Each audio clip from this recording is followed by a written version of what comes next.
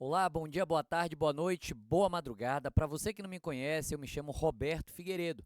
Sou procurador do Estado da Bahia, advogado, mestre em Direito pela Universidade Federal da Bahia. E estou aqui para conversar um pouco contigo sobre a prática em contratos de consumo, sobre a prática civil de um modo geral, agradecendo de antemão o convite que me foi feito. É motivo de muita honra, é motivo de muita alegria estar aqui com você, tá? Espero que a gente tenha um dia, um momento muito especial de muito aprendizado juntos. Eu preparei um material, vou deixar também rapidamente aqui o meu contato. Eu gostaria que você baixasse esse material, tá? Aqui está o sumário da aula. O tema é geral, é renegociação contratual. O recorte é na prática dos contratos de consumo e essa é a nossa ementa, tá? Eu vou começar tratando do dever jurídico de negociar, ou de renegociar, que é uma prática que tem ganhado força muito na atualidade nos códigos civis mais recentes da Europa, como por exemplo, e em alguns outros códigos civis aqui também da América Latina mais recentes. A gente vai falar, portanto, da necessidade de não mais ignorar o princípio do equilíbrio contratual. E o tempo de Covid aí demonstrou essa necessidade, né, de não mais ignorar esse princípio. E aí a gente vai falar um pouquinho de microsistema, de diálogo das fontes, de direito contratual e constitucional pós 2002. E aí eu vou falar de todas as ondas que se seguiram até esse momento aqui do Covid-19 e da pandemia. Finalizaremos com os equívocos na aplicação da prática do princípio do equilíbrio contratual nos julgados do STJ e os impactos de tudo isso nas relações de consumo, tá? Vou falar um pouquinho também da Lei Federal 14.010, de 12 de junho de 2020, e fazer uma relação dela com os contratos de consumo. Anotou? Posso então começar? Olha, meu contato aqui, se você quiser dar um feedback da aula, etc., meu contato é esse, é o Roberto_Civil, esse é o meu Instagram, tá? @Roberto_Civil. Lá eu vou deixar na minha bio, eu vou deixar um link com material da aula. Você pode também me pedir esse material por inbox, se você quiser. E lá a gente tem um grupo de Telegram, que é um grupo gratuito de estudos aprofundados,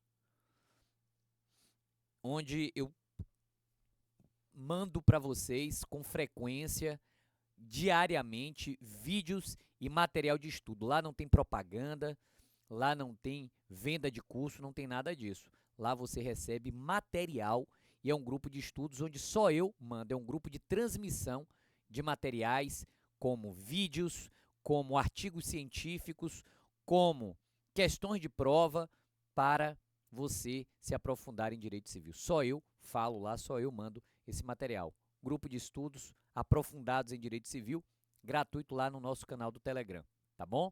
Como é que você entra no canal? Vai no meu Instagram, o Roberto_Civil, clica na minha bio e aí você entra imediatamente no canal de Telegram. Vamos começar o nosso bate-papo. Eu já me apresentei, você já me conhece, você já baixou o material que eu produzi aí em PDF para você. Então vamos começar com o tema da renegociação contratual nas relações de consumo. A renegociação contratual nos contratos que envolvem relações de consumo. E como o tema é de prática, eu quero começar o nosso bate-papo com algumas reflexões práticas. Eu quero começar o nosso bate-papo apresentando alguns questionamentos de prática na advocacia, para que você possa, a partir daí, entender e responder e se guiar no tema da renegociação dos contratos. Vamos lá então? Olha as perguntas, olha o nosso ponto de partida. A aula está começando agora. Estamos começando agora o conteúdo da aula, tá? Provocações práticas, reflexões iniciais.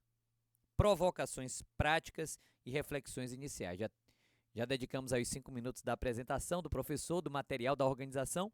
Então, depois desses 5 minutos, a gente começa efetivamente o conteúdo, né? Provocações iniciais. A primeira de todas eu coloquei aqui. Existe um dever jurídico de renegociar? O que é que você acha?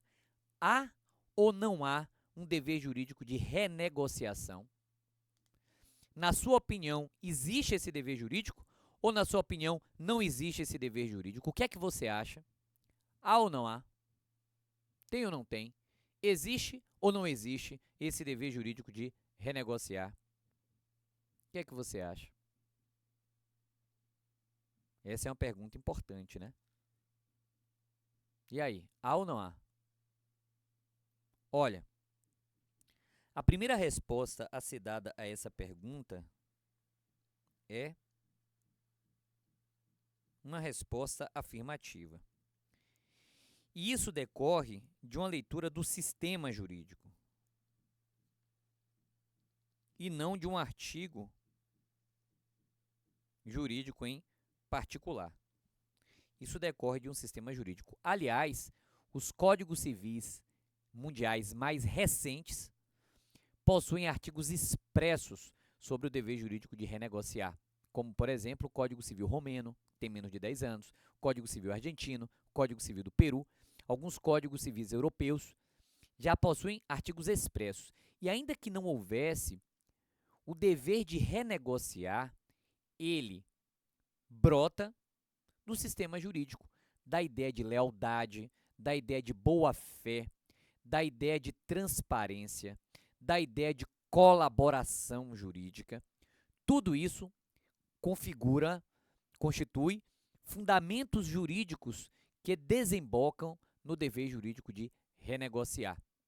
E eu lembro aqui de um caso super interessante, real, que aconteceu com o professor e querido amigo Anderson Schreiber, mestre, doutor, pós-doutor. Tem um livro espetacular sobre equilíbrio contratual, que tem ganhado muita força agora em tempos de pandemia.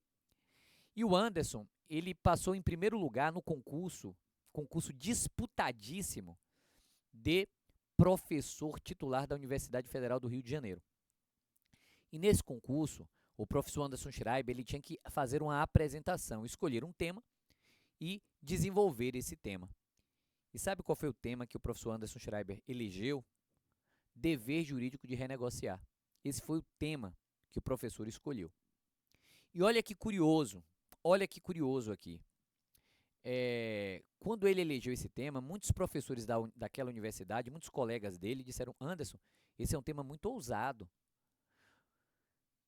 e arriscado. Não seria melhor você escolher outros temas mais tranquilos? Será que existe mesmo, Anderson, esse dever jurídico de renegociar? Então perceba, estamos falando de um ingresso de um professor em uma universidade federal, né? Em um concurso público. E lá já se discutia isso. E após a apresentação do professor Anderson, onde ele apresentou a tese, onde ele apresentou os códigos civis mais recentes da Europa, onde ele desenvolveu o tema da boa-fé, ele conseguiu demonstrar aos avaliadores dele a importância daquele tema. E ele foi o primeiro colocado. E curiosamente, né, isso já tem alguns anos, curiosamente, depois que nós nos deparamos com a pandemia, com o Covid-19, aquela tese que estava ali, escanteada, do dever jurídico de renegociar, ela ganhou novos contornos, ela ganhou novos brilhos e ela passou agora a ser reestudada, algo que já havia sendo construído na doutrina brasileira e que agora vem sendo rediscutido. Existe sim um dever jurídico de renegociar, mas para esse dever jurídico surgir, é preciso que algumas circunstâncias aconteçam. E já já a gente vai dizer quais são essas circunstâncias que fazem nascer o dever jurídico de renegociar. Já já a gente vê isso. Mas, continuando nas provocações, você que já começa a perceber a fundamentação da existência do dever jurídico de renegociar, é uma consequência da boa-fé e da colaboração entre as partes. Você que já viu isso, a gente vai para a segunda reflexão. O dever jurídico de renegociar impõe a celebração de um acordo? Não. Evidentemente que uma coisa não tem absolutamente a ver com a outra. É como confundir liberdade de expressão com liberdade de agressão. Não se confundem. Assim como eu não posso confundir isso, eu não posso confundir o dever jurídico de renegociar com o dever jurídico de fazer um acordo. Ninguém, absolutamente ninguém, é obrigado a fazer acordo. O acordo pressupõe voluntariedade. O acordo pressupõe consenso. O dever jurídico de renegociar, ele pode desembocar em um acordo, assim como ele pode não desembocar em um acordo. Não há problema. Mas existe sim esse dever jurídico de renegociar. Então vamos lá. Em que consistiria esse dever jurídico de renegociar? Em que consistiria esse dever jurídico de renegociar?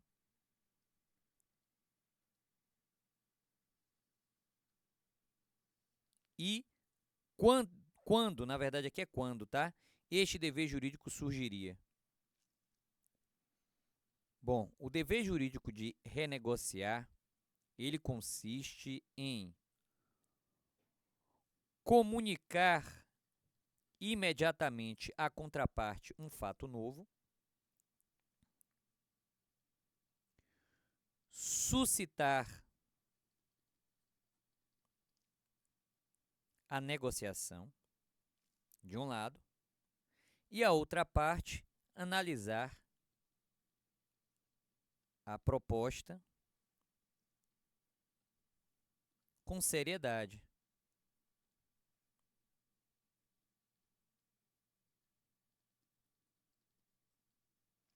É nisso que consiste o dever jurídico de renegociar.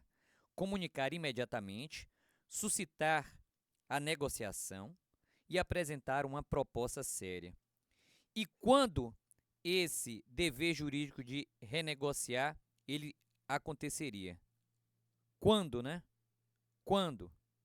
Quando houvesse um desequilíbrio exagerado para além da alocação de riscos. Então perceba, o dever jurídico de noticiar imediatamente o desequilíbrio contratual, o dever de suscitar a negociação que possibilite o reequilíbrio contratual, o dever de responder a uma proposta analisando-a seriamente. Aqui estão os ingredientes do dever jurídico de renegociar. Imagine a seguinte hipótese. Imagine que João e Maria contratam a empresa de eventos X para que aquela empresa realize o casamento de João e Maria no dia 8 de agosto de 2020. Imagine que essa contratação aconteceu lá no dia 1º de janeiro, 2 de janeiro de 2020. Então, foi firmado um contrato de consumo, João e Maria pagarão prestações e a empresa de evento X, no dia 8 de agosto de 2020, realizará, o buffet realizará o evento do casamento. Temos aqui um contrato de consumo firmado dentro de um sistema jurídico válido. Ok. Imagine agora que no dia 20 de março de 2020 seja produzido, como foi, um decreto legislativo de número 6, e esse decreto legislativo reconhece que o país está em uma situação de pandemia. Esse decreto desdobra-se ao longo do tempo em atos administrativos de governadores, prefeitos e tudo aquilo que você já sabe, eu não preciso lhe dizer. E entre essas situações surge uma ordem de isolamento. Fique em casa. Evidentemente que nesse caso em apreço, a pandemia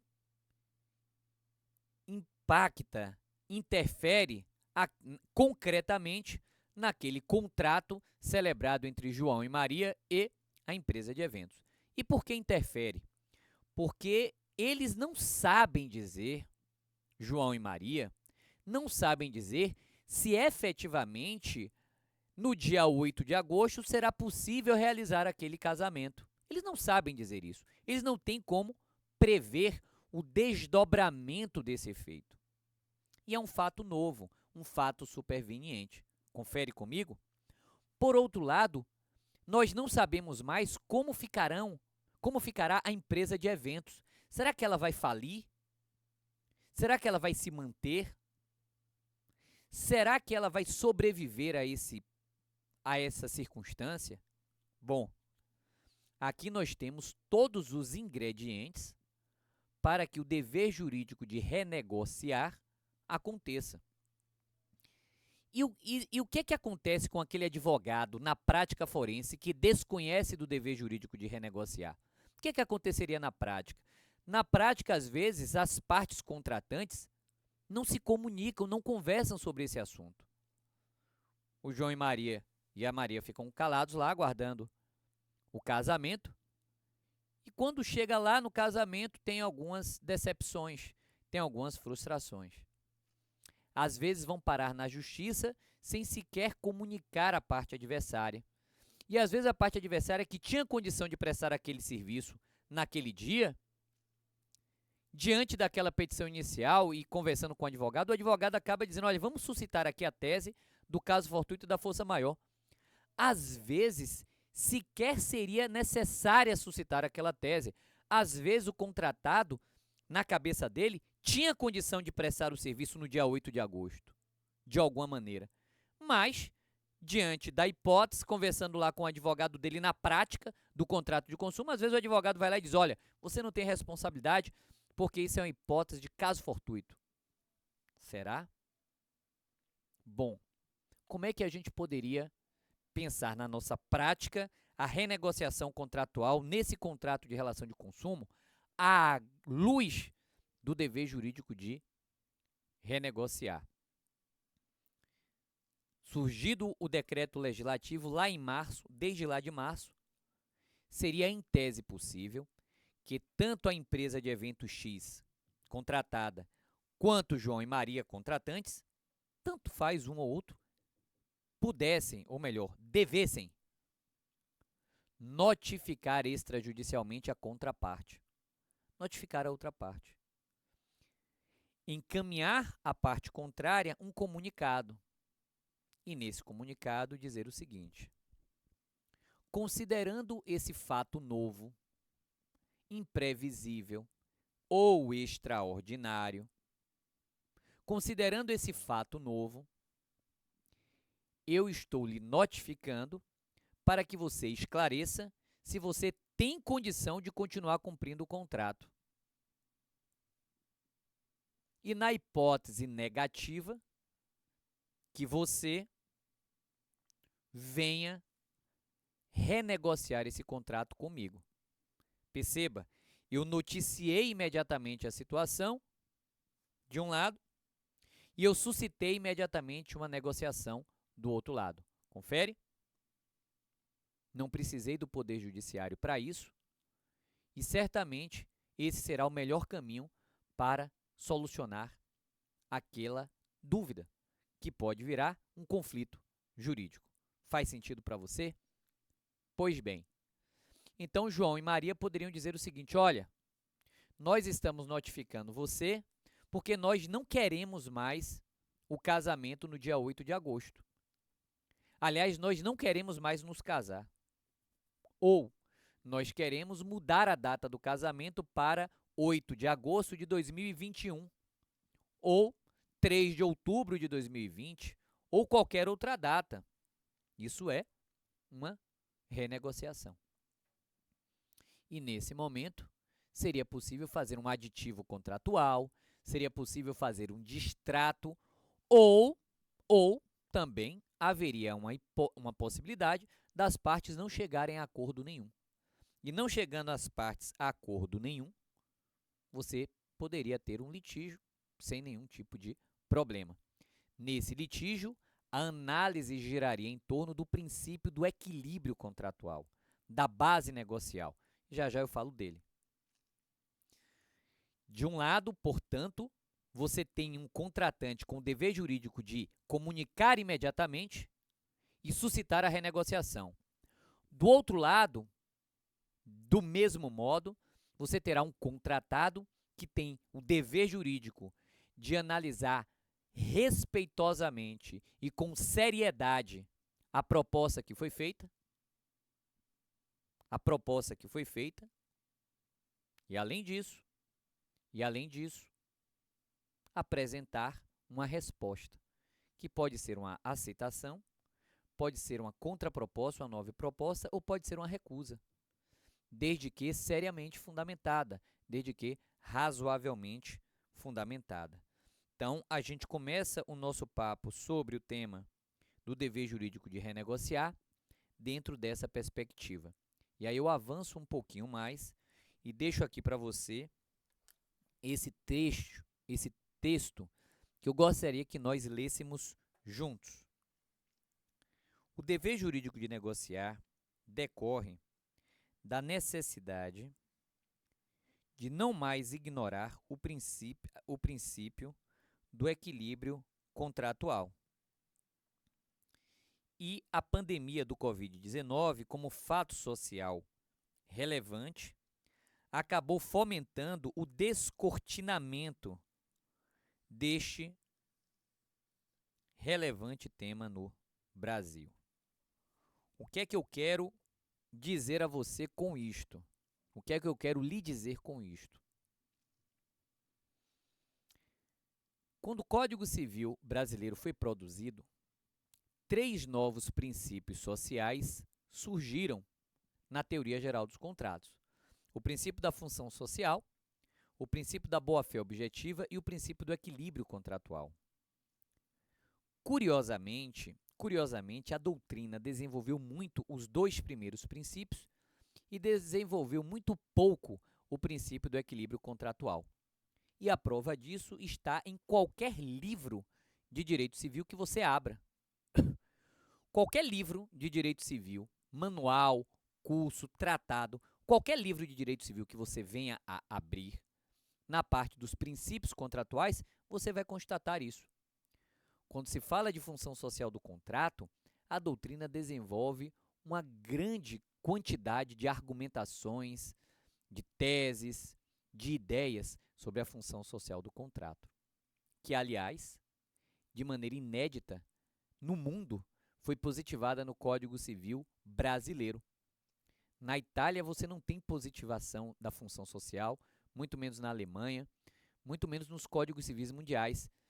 Quando a gente assiste uma aula internacional de princípios contratuais, o Brasil é referido como case de sucesso no que toca à função social, porque ali nós temos um ineditismo no mundo, tratar da função social. Uma novidade do Código Civil de 2002, no país e no mundo.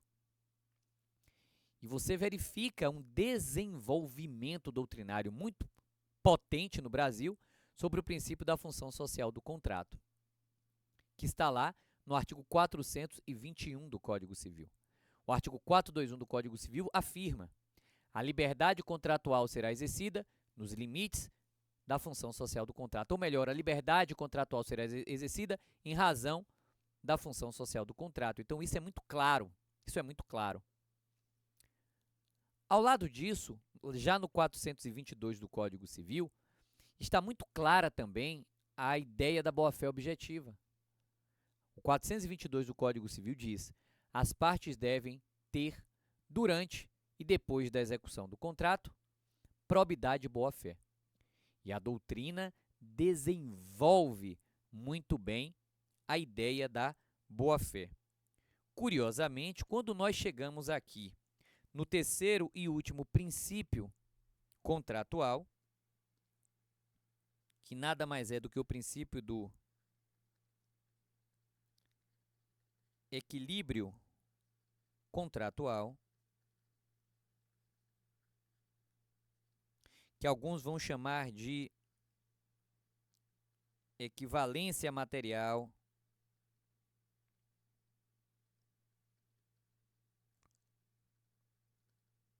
outros vão chamar de igualdade substancial, e há quem chame até de justiça contratual. Quando você se depara com o princípio do equilíbrio contratual, você acha pouca coisa desenvolvida. E julgados do STJ, quando vão tratar desse tema, tratam dos elementos menos importantes desse tema. A gente perde um tempo gigantesco na inutilidade de discutir o que é caso fortuito, o que é força maior, se o fato é extraordinário ou imprevisível, se era extraordinário ou se não era extraordinário, se era imprevisível ou se não era imprevisível. A gente perde um tempo grotesco. O STJ fica discutindo isso para dizer, esse fato não era extraordinário, então não aplica a teoria da imprevisão. Esse fato não era imprevisível, então não aplica a teoria da imprevisão. Quando deixamos de apreciar o coração do princípio do equilíbrio contratual, que é o sinalagma. E essa é a minha proposta aqui nesse primeiro momento, nesse primeiro tempo de prática. É você deslocar na sua argumentação de renegociação, deslocar o debate para o lugar certo dele. E o local certo desse debate eu vou colocar aqui para você. O local certo desse debate sobre o princípio do equilíbrio contratual é o sinalagma.